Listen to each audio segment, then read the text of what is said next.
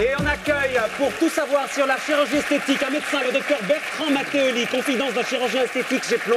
Bonsoir docteur. Bonsoir. On va libérer Anna Mouglalis qui va aller se coucher, rien à voir avec le sujet Anna. Vous n'avez rien à déclarer, vous n'avez rien à faire. Merci d'être passé nous voir, merci. À bientôt. Jean, mettez-vous là, docteur. Vous allez tout nous raconter les questions qu'on vous pose, combien ça coûte de se faire refaire, combien ça rapporte d'être chirurgien esthétique. Tout d'abord, qu'est-ce que vous referiez chez nos invités, chez Danny Boone qui est raté? Danny Boone, il est trop beau. Les oreilles, vous y avez pensé les oreilles, franchement? Ah oui. Ah oui, oui, oui. Mais pourquoi? Parce que ma mère... Le chirurgien ne savait faire que les seins, le dessin d'Olivier Rançon. Parce que votre mère, Lani... Les oreilles, c'est ce qui vous donne tout votre charme. Oui, c'est vrai. Mais moi, je suis bien d'accord. Je les cachais quand j'étais petit.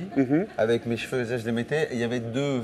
Ça dépassait un peu, comme ça. Ouais. Et ma mère mettait un élastique quand j'étais bébé. Vraiment, hein, ça Elle me mettait un élastique, et le matin, elle l'enlevait, et ça faisait fou, comme ça. Avec les oreilles qui revenaient. Elle était... Et finalement, c'est ce qui fait votre charme, Danny Boone. Ben, après, il faut mettre ses défauts en valeur. Voilà. À partir du moment où on met ses défauts en valeur... Docteur, avant de passer la parole à côté. Heureusement, je n'ai pas été opéré.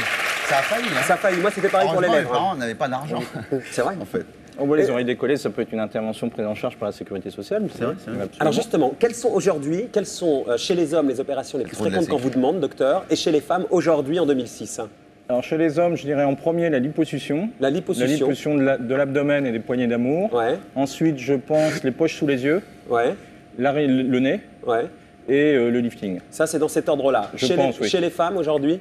En ce moment, puisque là, c'est la mode de la liposuction, parce qu'on va arriver bientôt à l'été, donc c'est la période de la lipo. Ouais. Donc liposuction, sein, augmentation et diminution, ouais.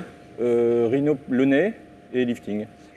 Combien ça coûte une opération de chirurgie esthétique? Des prix ce soir? C'est très variable, ça dépend du chirurgien. Ça coûte si c'est un voleur ou pas, quoi, grosso modo. C'est comme les vendeurs de voitures. Ça dépend de la notoriété qu'il a, de ce qu'il pense valoir. Vous savez, c'est comme un tableau. Il y a des tableaux à 1000 euros, il y a des tableaux à 1000. Vous voulez dire que pour une même opération, ça peut valoir du simple au double, au triple? Moi, quand j'étais au Brésil, il y avait une clinique avec un chirurgien qui demandait, je crois, 40 000 $ pour un lifting. Et à 50 mètres, ses élèves qui travaillaient... très bien, demander 1000 $. Mais comment on sait, docteur, puisque c'est ça la question de ce soir, si on a affaire à un bon ou un mauvais chirurgien? Le nombre de gens, parce que vous le dites d'ailleurs vous-même dans le livre, qu'après les reportages télévisés sur les ratages de la chirurgie esthétique, le chiffre d'affaires des médecins tombe. Il y en a beaucoup de reportages comme ça sur les ratages de la chirurgie esthétique. C'est d'ailleurs peut-être pour ça que vous sortez ce livre-là, pour contrebalancer, raconter les choses. Absolument, c'est pour raconter ce que je pense, c'est la manière dont moi je vis la chirurgie esthétique. Mais alors, comment on choisit un bon toubib, déjà, pour éviter les ratages? Il y en a eu, Bigard nous a raconté ici comment le sein de sa femme était au-dessus de la clavicule. Je pense que la première chose à faire, c'est de se renseigner auprès du Conseil de l'Ordre si le chirurgien est bien qualifié en chirurgie plastique, reconstructrice et esthétique. Ensuite, pourquoi? Parce que vous pouvez ne pas être qualifié et quand même opérer. On ne devrait pas. Et maintenant, les lois ont changé depuis très peu de temps. Vous savez qu'en France, on est le pays d'Europe ou peut-être du monde où les patients sont les mieux protégés, que ce soit sur le plan du chirurgien. On exige des qualifications pour pouvoir rentrer en salle d'opération pour faire des actes de chirurgie esthétique. Et aussi sur les établissements. C'est-à-dire que on ne pourra pas faire de la chirurgie esthétique n'importe où. Mais il y a des ratages en même temps. Il y a eu des ratages, je pense, parce que c'était fait par des gens qui étaient incompétents. Le pourcentage, c'est quoi? Parce que vous racontez très bien dans le livre, il y a une différence entre ratage et les gens qui sont insatisfaits du résultat. C'est pas forcément la même chose. Un ratage, c'est une malfaçon. C'est-à-dire que c'est une opération comme pour les qui a été utilisée une mauvaise technique ou une technique que quelqu'un ne maîtrisait pas suffisamment. Ça, c'est quelque chose qui est inadmissible et qui ne doit pas se voir. Et ça, il y en a beaucoup? C'est difficile à évaluer. Je pense qu'il y en a peut-être 1% des cas, je pense. 1% seulement? Des ratages, ouais. De gens insatisfaits. De gens insatisfaits, c'est différent. Les ratages, pour vous, sont équivalents sont équivalents aux autres disciplines chirurgicales? À peu près, oui. Ouais. En tout cas, les litiges, ça n'a rien à voir, parce que j'ai lu que 20% des litiges en chirurgie esthétique comptent 2% dans les autres disciplines médicales. Donc, oui, parce que à cause de l'insatisfaction, il y a plusieurs critères. Il y a l'insatisfaction. L'insatisfaction, c'est quoi? C'était une patiente qui pensait obtenir un résultat différent que celui qu'elle a obtenu. Il y en a eu beaucoup. Mais ça, c'est de votre faute, c'est à vous absolument, au départ, parce qu'il y a un problème psychologique. Vous avez absolument raison, ça c'est un problème de communication. Et c'est à partir du moment où il y a ce problème de communication qui peut se passer après l'intervention, c'est-à-dire que la patiente n'est pas satisfaite, et puis le chirurgien lui dit « mais non, de toute façon, je suis le meilleur, m'embêtez pas, puis vous êtes très belle, et puis de toute façon, je ne veux plus vous revoir », c'est à ce moment-là qu'il peut y avoir, comme en amour, un sentiment de trahison, de tromperie, comme une femme qui voit son mari la tromper, et là, ça va au procès. Docteur, il vous arrive, vous, de refuser des opérations, des gens qui viennent vous voir et qui vous les sentez pas? Oui, parce que ce qui est important, si vous voulez, c'est très simple, en chirurgie esthétique, il y a deux choses. Il faut que techniquement, ça vaille la peine. C'est-à-dire que la personne présente des signes qui sont justifiables d'une opération qui est éprouvée. C'est-à-dire qu'on sait qu'elle marche bien et on sait le résultat qu'on va obtenir. Ça, c'est la première chose. Et généralement, ça va très vite. Ça prend 5 minutes de se rendre compte si l'opération va marcher ou pas chez une personne. Mais il y a certains de vos confrères qui voient bien que ça ne va pas marcher, mais qui la font quand même. Mais ils n'ont pas intérêt, c'est pas leur intérêt. Mais est-ce qu'ils le font? Peut-être, je ne pense pas. Et ensuite, la deuxième chose... Il y a beaucoup qui le font. Ah oui. Je pense de moins en moins, parce que je vais vous expliquer pourquoi. Ma belle-sœur qui a eu un problème ma future belle-sœur qui a eu un problème il y a 1 mois. Elle s'est fait opérer? Oui, et l'opération s'est très mal passée. Et elle a failli mourir. Ah oui. Et c'est dramatique.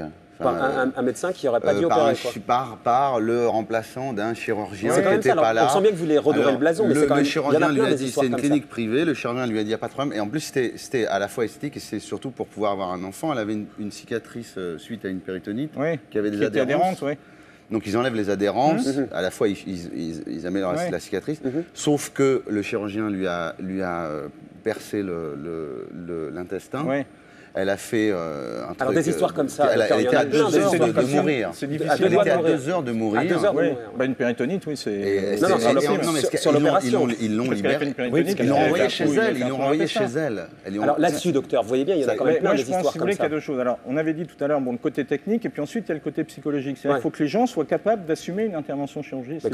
Comment vous le définissez, ça? Eh bien, il faut le sentir. C'est une question d'expérience, de sentir. Il y a des gens qui ne doivent jamais se faire opérer. Il faut avoir un toubib qui a un sens de la psychologie. Mais il vaut mieux. Vous, au départ, je disais ça dans votre livre, vous pratiquiez les opérations comme on vous les demandait, sans un peu de discernement. Par exemple, à un moment donné, vous avez rajouté trop de poitrine à une femme parce qu'elle vous le demandait. Aujourd'hui, vous ne referiez plus ça. Non, parce que... Au début de ma carrière, j'acceptais de répondre à la demande d'une femme de lui poser de très grosses prothèses mammaires. Je ne recommencerai pas. Elle était enchantée et moi, j'avais honte du résultat.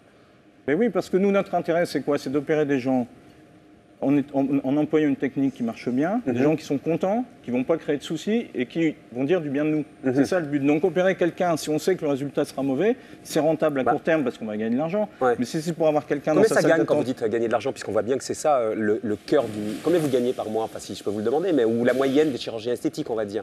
Alors attendez, en euros, en francs ou en euros? Dites en francs, puis on traduira. En francs, je dirais entre 150 et plus d'1 million de francs. Par mois? Oui. Entre 150 000 francs. Richard Cocciante m'a dit le double. Ah oui, donc c'est très rémunérateur quand même votre métier.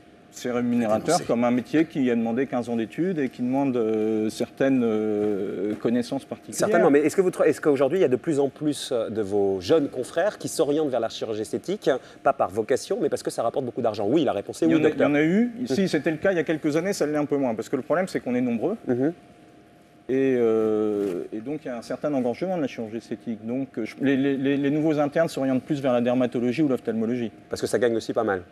Parce qu'il y a un confort de vie plus agréable, il n'y a pas que ça aussi. Et sur la tendance, est-ce qu'il y a plus en plus de gens qui veulent venir? On met là en bas le lifting pour tous. C'est un peu la tendance, tout le monde vient demander un lifting? Pas tout le monde, mais de plus en plus de gens. À partir du moment où l'opération marche bien, où ça rend service. Parce que le but, c'est quoi? C'est de rendre service, c'est que les gens se sentent bien psychologiquement et physiquement. Sauf qu'on a beaucoup l'impression, peut-être à tort parce que la télé déforme, mais que vos clients, c'est beaucoup des gens qui viennent d'abord se refaire le nez, puis après les seins, puis ensuite la liposuction. On a l'impression que c'est un cercle vicieux, on n'est jamais content de soi. Et c'est vrai qu'on voit des images de femmes généralement, on a l'impression qu'elles passent 50 fois sur le billard. Mais ça, sont des gens qu'on appelle les dysmorphophobes. Enfin, en gros, ce sont des gens qui ne s'aiment pas. Donc quoi qu'on leur fasse, ils ne seront pas contents, ils vont trouver une autre opération. Donc a priori, il ne faudrait pas les opérer. Et vous en voyez beaucoup, c'est très très rare. Là, vous devriez presque avoir un entretien avec leur psy avant, quoi. Mais il y a certains chirurgiens le font. Moi, je pense personnellement que si je sens pas... Vous savez, il faut qu'il y ait une relation de confiance qui s'établisse. Moi, ce que je dis toujours à mes patientes, soit vous m'aimez, soit vous avez confiance en moi, et puis faites-vous opérer. Si vous n'avez pas confiance, surtout ne vous faites pas opérer. Et moi, c'est la même chose. Si je ne sens pas les gens, je préfère ne pas les opérer. Et vous avez l'impression que vous êtes représentatif de votre petit milieu? De ma génération, oui. De votre génération. Vous voulez dire que c'est les plus âgés qui, au départ, ont tiré sur la corde parce que c'était tout nouveau, quoi. C'est ça que vous dites, hein? Non, c'est pas ça, c'est que c'était le mandarinat, si vous voulez, c'était une autre forme d'exercice de la médecine où le médecin était le dieu, il savait tout, et puis le patient n'avait plus qu'à se taire et à faire ce qu'on lui disait. C'est la raison pour laquelle vous sortez ce livre-là, on comprend bien, vous voulez un peu contrebalancer tout ça, donner une autre image de votre métier et montrer qu'il n'y a pas que des arnaqueurs et qu'il y a tout. Je pense que la grosse majorité des chirurgiens esthétiques, qui sont aussi des chirurgiens plastiques et réparateurs, essayent de faire correctement leur métier.